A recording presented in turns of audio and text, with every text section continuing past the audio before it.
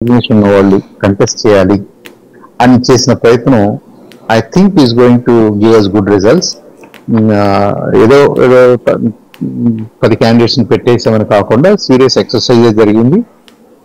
Serious గానే మేము contest లో ఉన్నాము.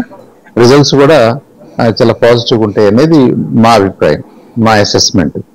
ఇన్ దట్ సెన్స్ బీజేపీ ఇవాళ అటు 6 పార్లమెంట్ సీట్లు కానివ్వండి, ఇటు 10 అసెంబ్లీ సీట్లు కానివ్వండి, మా దగ్గర ఉన్న మంచి నాయకులు, రిసోర్స్ఫుల్ నాయకులు, ఎలక్షన్స్ చేయగలిగిన వాళ్ళు, చేసిన అనుభవం వాళ్ళనే పెట్టాము.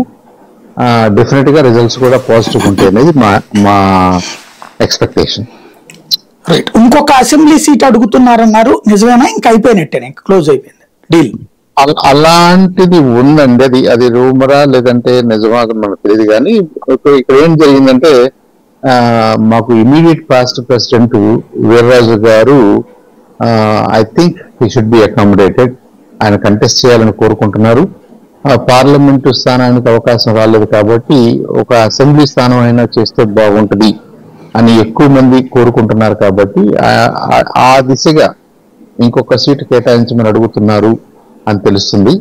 ఒకవేళ అది ఏదన్నా అవకాశం ఉంటే ఆయన కంటెస్ట్ చేసే అవకాశం ఉండొచ్చు అని అనుకుంటున్నాం. రైట్. మరొకటి, ఇప్పుడున్నటువంటి అంటే ఈ కొత్తగా వచ్చినటువంటి సీట్ల వలన కొన్ని చోట్ల వివాదాలు వచ్చినాయి కదా, అనపర్తి కావచ్చు, లేకపోతే కనుక బద్వేలు కావచ్చు, ఇట్లాంటిది సార్ట్ అవుట్ అవుతుందా? తెలుగుదేశం పార్టీతో వచ్చినాయి ప్లస్ ఇంటర్నల్ అయ్యి ఎప్పటికి పరిష్కారం అవ్వచ్చు? అదే కొన్ని సీట్స్ ఏ పార్టీలో అయినా సరే పార్టీ అంతర్గత విశ్లేషణ, పార్టీ అవసరాల దృష్ట్యా కొన్ని సీట్లు కేటాయించినప్పుడు అది ఇమీడియట్ గా ఎందుకు మనకు అర్థం కాకపోవచ్చు. కొంత డిస్టర్బెన్స్ లేదంటే అసహనం ఉండే అవకాశాలు ఉంటాయి డెఫినెట్ గా. అది ఐ థింక్ వైఎస్ఆర్ పార్టీలో చూసాం, మనం టీడీపీలో చూస్తున్నాం, బీజేపీలో చూస్తున్నాం. అన్ని పార్టీలకి ఇది కామన్ డిఫికల్టీ.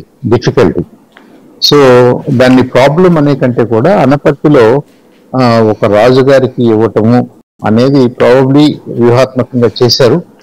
అది మిగతా క్యాడర్ దాన్ని అర్థం చేసుకుని I think they will work towards the success of Sivakrishnaraju గారు.